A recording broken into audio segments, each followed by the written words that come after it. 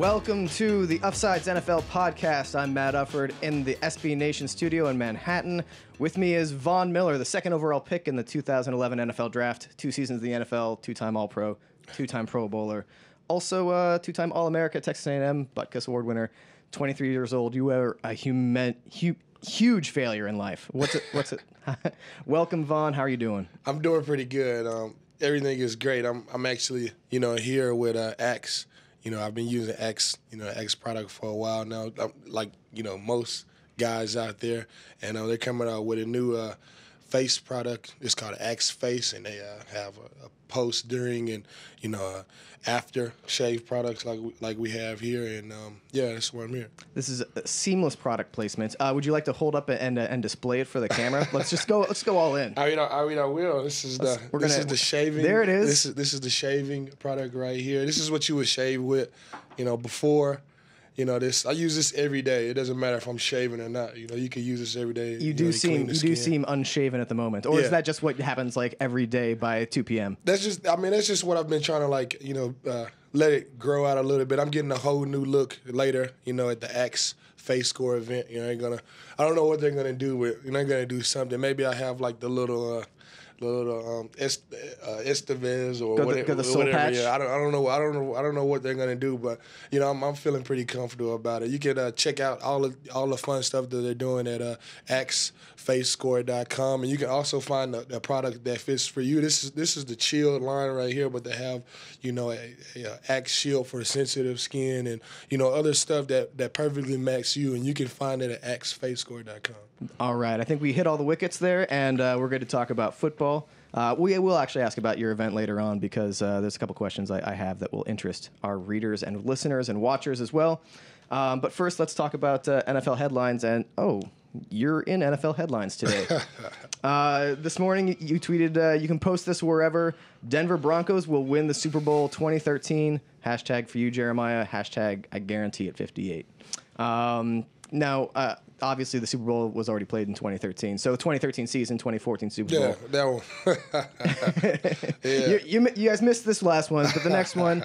All right, let's talk about the Super Bowl guarantee because it's not every day that I get to talk about this with an NFL player. True. I mean, for me, it wasn't just I woke up and I was feeling like we have such a great team. We can't be beat, and all that other I wasn't influenced by it's not being cocky or anything like that. I was influenced by my younger cousin, Jeremiah and Isaiah. They got in a car wreck about 2 weeks ago, and Jeremiah, the youngest one, he's 6. He was in a coma for a couple of days, and when he got out of all the stuff that you can remember, he remembered that he had a cousin that played for the Denver Broncos. His name was Von Miller, and it just put a lot in perspective for me. You take a lot of stuff for granted, and it could be taken in an instant. He's only 6, and his brother is only 8, and they're suffering this type of injury right now. And I've always been motivated before. I've always loved to play football, but when you're doing it for somebody else, it puts a little bit more motivation. And you could go down our locker room, and I'm sure guys will have a guarantee or an oath that they're going to work extra hard, and that we can get it done and we can make it to the Super Bowl. Everybody has their own individual motivation. That just happens to be mine. All right, yeah, I think that's something that we miss when in the rush to say Von Miller guarantees Super Bowl win. It's people might not know who Jeremiah is, and I think that's a good cause. I will say there's going to be some pretty stiff competition along the way. It'll be some pretty stiff competition. I mean, it wouldn't be football if it wasn't a challenge. Our division, have made a lot of moves in our division. Alex Smith going to the Chiefs. The Chiefs are already great before. They already had a solid defense. I don't know if they're great. They are picking first in the NFL draft for a reason. Hey, their defense was one of the best defenses in the league. I mean, their record might not have showed it, but, I watch the game film week in and week out. And all the guys they have over there, I don't know how many first-rounders they have, in their defense. And, Jamal Charles, he carried their their offense. He's amazing. He carried the offense, and you got a guy like Alex Smith who's going to complete some passes. He's gonna complete some passes. He's going to be better than Matt Castle. Dwayne Bowe, he just signed his new deal. 5 years. You got Brandon Albert. They franchised him. They kept all their pieces on offense, and their defense has already been good. So I'm looking for a tough game with those guys. But we got a good team over here with the Denver Broncos too. Tell me, we've obviously got the offseason, we got free agency, the draft coming up. What are you hoping to see the Broncos do? Obviously, we had your boss John Elway on the show a couple weeks ago, and he gave me 0 answers because that's his job. But what would you like to see come in on the team? I mean, Mr. Elway and Coach Fox, they've done a great job, in getting great character guys in the locker room and making great decisions for our team now. And I wouldn't, expect anything less, from that. In my opinion, I would love to see, Tyrann Mathieu on our team, Kenny Vaccaro, Sean Porter from Texas A&M. I think those guys can come in and fit into what we're doing at the Denver Broncos, and they can come in and you can plug those guys and they'll play immediately at a high level. I think it's after you guys had a tough playoff loss that there's some problems in the secondary there. Tyrann Mathieu is interesting because he increased his draft stock at the Combine. You've obviously been through the Combine. Is that weird to do all these events that may or may not actually translate to success on the football field? I mean, it's not weird. I think. People get lost on what the Combine is actually about. You put all those guys in an environment to fail. Those guys are going to sleep at 1 o'clock in the morning. They're waking up at 3 in the morning, 4 in the morning, and they have a long day of tests and meetings, and everybody's on them, and you got to be able to balance all that stuff and still be able to perform at a high level. So it's bigger than just going out there and running on the field, running fast, and throwing the bench up. A lot of times it's bigger than that, and for those guys to go out there and perform the way that they did, it's really extreme. Are there any drills or lifts that you'd prefer to see removed from the Combine or added to? Like, do you think you should be like squatting instead of bench pressing, anything like that? What would you like to change about the Combine? I think NFL's did a great job on putting those events. They might not be important, but you want to see those guys get out there and do those stuff. Those are the things that the coaches want to see them do. I think it's more individualized as far as a workout on pro days and all that stuff. But the Combine is the Combine. It's been in Combine for a reason, and that's why so many people tune in and watch. So I think they're doing a great job with the Combine, especially like having Deion Sanders on the field and stuff. I mean, it's great on the way it's blowing up. Let me ask you, the other thing that's kind of been in the news is quarterback signing deals. For example, Joe Flacco is now the highest paid player in the game. Meanwhile, Tom Brady has taken a pay cut to stay with the Patriots and allow them to give him cap space. As a player, it's obviously your career, it's a business, but it's also something where you want to, you have to make trade-offs to do what you love passionately. How do you evaluate that? Do you want to be the highest paid linebacker in the game, or do you want, how do you find that balance between getting paid and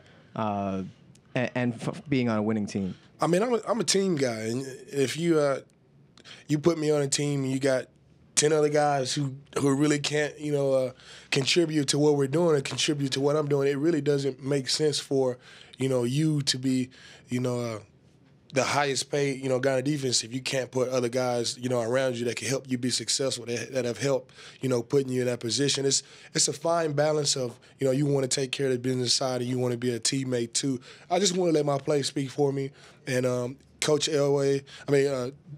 Elway and Coach Fox, I'm just gonna play to the best of my ability, and whatever they think is fair. I have my own idea of fair too, and whenever that time comes, that's when it comes. But for right now, I'm happy to be a Denver Bronco. I'm happy with all the guys that we have, on the team. I'm sure we, hit a home run in free agency or in the draft to get, some big time guys in there, and we got the same nucleus of guys that we had last year. So I think, if we can get to the Super Bowl, then all that other stuff will come. Let me ask you a question about John Elway. Are you ever intimidated by the size of his head? It's massive. I think we got 2 quarterbacks that's like that. Yeah. No, but Coach Elway. Mr. Elway. It's great. I was a Denver Broncos fan in '97 and '98. I've always been a Dallas Cowboys fan, but the '97 and '98 year it was special, and you can't deny that. And the things that Mr. Elway did, it's phenomenal to have him, walk around and share some of that knowledge, and for him to be in a facility and engaging with the players, it's great, having all the pieces that we have with the Denver Broncos organization. Let's move on to more about you personally. I thought it was really fascinating that in 2011, before you were even drafted, you signed on. You were the only incoming rookie to join the lawsuit filed against the NFL, and possibly against it. Some people saying that it's going to hurt your draft stock because you're siding with the NFLPA.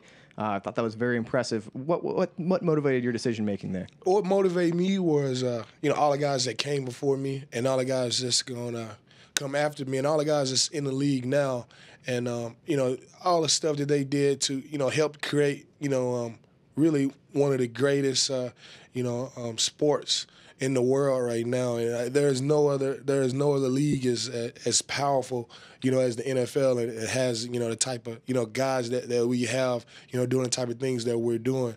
So I mean that really is what motivated me. All the guys that have put their neck and their backs on the line for upcoming guys and the guys that's coming after me, and it was easy for me. It was easy for me to do when they asked me. When you got like a guy like Tom Brady and you got a guy like Peyton Manning who signed off 1 and 2, it was the least that I could have done. That was the least I could have done.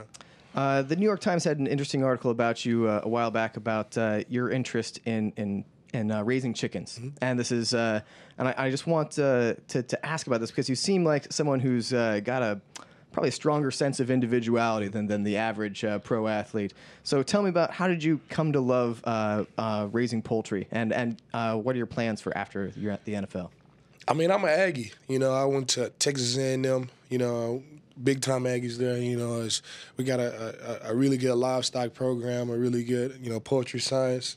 Our equestrian team is they've been national champions. I don't know how many times, but for me to make that decision and just fall into it like I did, it really started off by taking easy classes. It was easy classes. I thought it was gonna be like sheer A. We just talk about chickens all day. So I'm like, okay, cool. I'm just gonna take this class. I'm gonna sleep through it. I'm gonna do the test and I'm gonna be good. Easy A. But my professor, he just wasn't having it. I tried to come in and I tried to stick to my plan and sleep and just do the test, but he wasn't having it, and it was tougher than what I was. You just couldn't sleep through it, and he told me that if I didn't pick it up, then he was gonna fail me and he wasn't gonna help me, and it really hit home. Like I don't want to fail this easy class, so I just started getting into it. I started being engaged, and after you learn some of the stuff that you learn in the class, it started out by taking that one easy class, and it started by taking another class and, another class. And before you know it, it's like, man, I only need, a couple more classes, to really, make this a part of my life. And I went for it. I mean, the poultry industry is $1 billion industry. Chickens are recession proof. If you're not using, the product itself, it's chicken broth. You can use every single part of the chicken from the feet all the way up to the bill. It's money and all of that stuff. It's $1 billion industry. Do you keep chickens at home? I don't keep chickens in Denver. I got a chicken coop in Texas. We got 2 roosters and about 18 hens. You got to keep a fine balance, with those roosters. There's a lot of testosterone in those roosters. So I had I lived on the edge of a Latino neighborhood, and one of my neighbors had a rooster that crowed. They don't just crow in the morning; they crow like all the time, all day. And I had my bedroom window didn't shut, and I moved after a year because I was like, and I couldn't find out where it was, but I wanted to murder the damn thing. It's interesting when if we were to if I were to call you a chicken, you would take offense to that. But chickens every single chicken has his own personality, especially, the roosters. They're some of the bravest, animals in the animal kingdom. And I know it's weird that we're talking about, chickens. That's and, fine. This and is roosters why you're here. And all this stuff. But, a rooster is really one of the bravest, animals in the animal kingdom. He's a ladies' man. He walks around with his chest up high. He protects the flock, and, he loves his life. He has a great life. I've got a friend, Spencer Hall. He runs a football site called EverydayShouldBeSaturday.com, and he talks about that today's hipsters got their chunky glasses. They're raising their own food. Basically, everybody in Brooklyn is trying to be a Texas man from the 1950s. And so, I mean, like, I just want to say that if you want to buy property in Brooklyn, like, now's a good time to do it, because I think you'd fit right in. Moving on, I think that it's really interesting that J.J. Watt and Aldon Smith are all three of you came in the same draft class, and all three of you are some of the best players in the game already on defenses. What about their games do you wish that you had, or what about your game do you think you do better than they do? I just wish that I had J.J. Watt in Alden's size. Those guys are huge. And especially J.J. His hands are massive. I met him at the Super Bowl. He's just a giant human being. And Alden's hands are huge too. And the way that they move at that size is freakish. I'm small for my position, so I got to put in the extra effort, just to get recognized as everybody else, and then do even more to be, the type of football player that I want to be and make the type of plays that I want to make. But I mean, this is how it's been all my life. I've been the underdog all my life, and I wouldn't want it any other way. Well, I would say you're probably not the underdog anymore. I think you've kind of established yourself as one of the best in the game. I want to know about College Station. I actually am somewhat familiar with the South. I've lived in Oklahoma. My sister was born in Texas. But right now I'm playing the role of dumb Yankee who doesn't know about the South. So explain to me what makes College Station so much different than the cult of Texas A&M. Let's say I'm a Northerner. I'm saying, well, Texas is all just one big state. It's all the same place. How is A&M different than Texas? I mean... Giggum versus Hookem. I got my guy over here. It's just different. I could just leave it with that. I don't want to get it's all kinds of stuff that I could say. For us to separate that what separates us from them and what separates them from us. But I think this year we've said it with the type of stuff that we've done at Texas A&M. Both schools were able to to be able to operate, completely, by themselves without having Texas A&M, without having Texas in the same conference, without, playing and having that rivalry. Both teams would be able to, make it on their own. But I think we really, showed, the world what type of school and what type of, university that we are at Texas A&M this year with the type of things that we've done on our own. Yeah, Peyton Manning is not the youngest quarterback in the league. Broncos might be looking forward to the future. Johnny Manziel, what do you think about him? Obviously, you guys didn't overlap at all, but did you get a chance to meet him when he was being recruited or anything like that? He's the man. Johnny Football. I like to joke around and call myself Vonnie Football. He's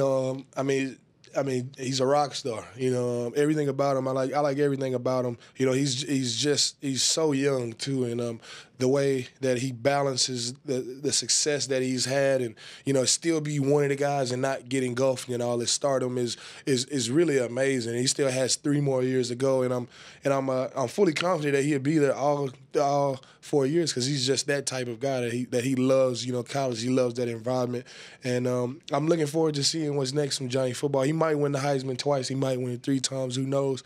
But he's a great guy, and I'm happy that he's an Aggie. Yeah, I got to say, I'm not a huge A&M fan, but that's just because I came from the Marine Corps, and I get offended by the A&M calling their Corps cadets the Corps. So that's my personal thing, but I got to say, it's been exciting having the Aggies in the SEC and shaking things up a little bit. Yes, sir.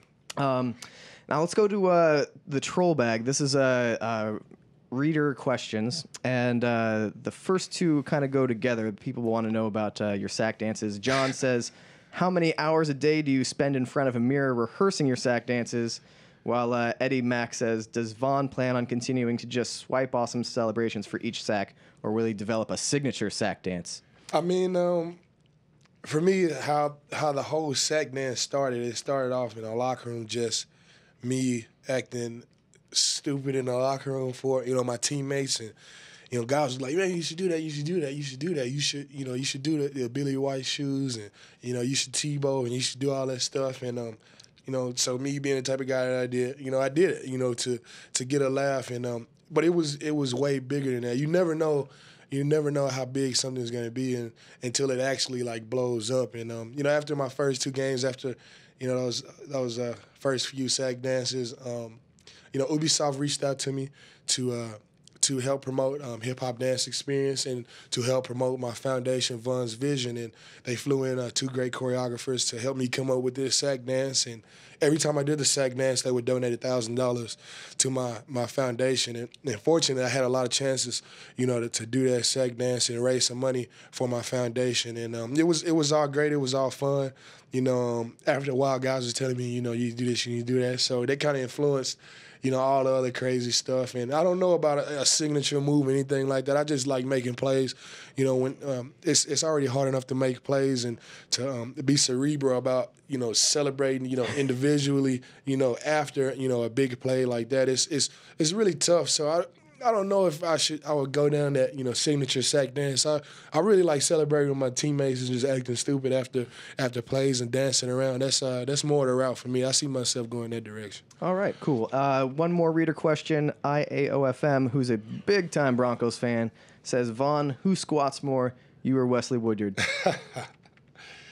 I think I squat more than Wesley, but I mean, we all know, squad and bench that really has no say so on what type of football player of course you are. And but I like to think that I can squat better than Wesley. I like to think that I'm faster than Wesley. He might say different, but this is my opinion. I have to ask just to satisfy the urges of the gym rats out there. How much do you squat? I squat about, I want to say about I haven't even just put it all on and like went all out and I don't in so many years. It's more of a a rep max for me. Sure. So I probably get 315 about 8 to 10 times. Right in there. I'm not way up there in the 700 or 800 like that. I'm more of a speed guy, quick guy. Me too. That's where I get my keep. Being quick and getting there first. So I don't know about me being the strongest, but I like to think I'm one of the fastest on the team. Yeah, you can't. Your thighs can't get too big, otherwise you're not going to fit in those skinny jeans. Man. They'll pop on me. They're already stretching on me now. Yeah, obviously people didn't see us before. You changed into the shirt when you got here, and Leanne in the booth was she was watching. She liked it. I was trying to hide out a little bit. I was trying to hear her be quick. She's dying now. No, so let's lighten things up. Our last little segment is called Fumbler, and you're here obviously to talk about Axe. You did some excellent product placement earlier, but I photoshopped a picture that I think that you could use. It's you actually holding a battle axe on the field. That's pretty cool right there. Which be careful, Goodell will fine you for that. Yeah, he will. Yeah, he will. I gotta keep that in the collection. I can't put that up. You've been fined a lot actually, but so, to the tune of 6 figures, all collected. If you could have one of those plays back, which is the one that you regret? I mean, I don't regret. I regret putting my brothers in this fraternity in a situation in a dangerous situation like that, and they weren't safe plays. But I don't regret anything.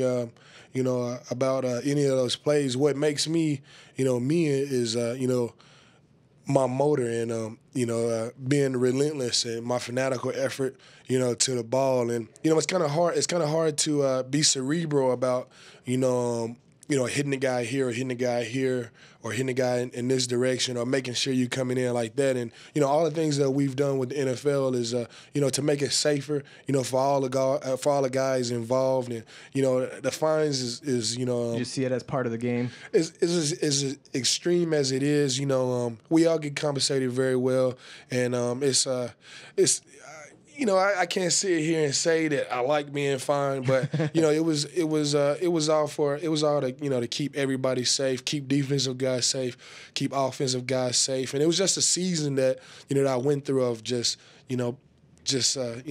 dangerous plays like that. I'm not a dirty player at all, and I think I got out of that. It was just some football folly plays that that led me in those areas in all those unsafe plays. All right, I think that's legit.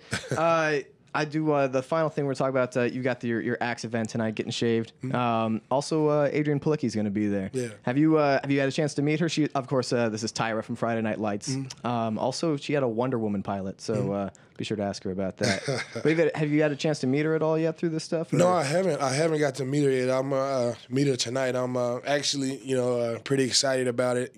She's all over the place, with Friday Night Lights and G.I. Joe Retaliation. And plus she's super attractive. So I'm looking forward to, meeting her and, getting face-to-face and doing the Axe Face-Off event tonight. Have you had a chance to watch Friday Night Lights? Are you a big, TV movies guy? I'm big into movies. I think, I got a lot of time off, so yeah, I'm big into movies. What's your favorite football movie? My favorite football movie is Friday Night Lights. I'm from Texas. I have family out in West Texas, and I know all about Odessa, Permian, and Midland Lee, and everything that that they were growing through back then. And actually, Boobie Miles is my cousin, so oh wow, it's a small world, and that's one of my favorite movies. I actually cried, in that movie when they lost in the state championship. You're supposed to cry. Dallas Carter is only 15 minutes away from my high school in Dallas, so I was familiar with everything in the movie. I had a family, that was in the movie, so I feel like I had a special attachment to it. I'm a big fan of the program myself. That's my choice, but and then Any Given Sunday. Any Given Sunday is great. Yeah, Jamie Foxx is. It's crazy. They paint a picture in that movie that all football guys, all football teams are like that. It is not. It's although it would be fun to be coached by Al Pacino, and in the NFL there is a distinct lack of eyeballs ending up on the field. So I don't think that's realistic. Yeah, I think that about wraps it up for our interview. Man, I wish we'd keep you and talk to you more about the Broncos, because I think it's going to be an exciting year for you guys next year. Obviously, poised to keep doing what you do. Tough loss against the Ravens. I know that you took it especially tough, but better luck next year. And thanks so much for joining us for Uffsides. Watchers of the show, please note that we're going to be dark for the next 2 weeks while this is the last show in our old studio. We're moving to the new one, so you're a little part of internet history here, Vaughn. Okay, cool. Thanks so much for watching, folks. Be sure to subscribe to us on iTunes and consume this media nonstop in all forms. Vaughn, enjoy your stay in New York, and good luck next season. Yes, sir. Thanks, guys, for having me. All right, see y'all next week. Yes, sir.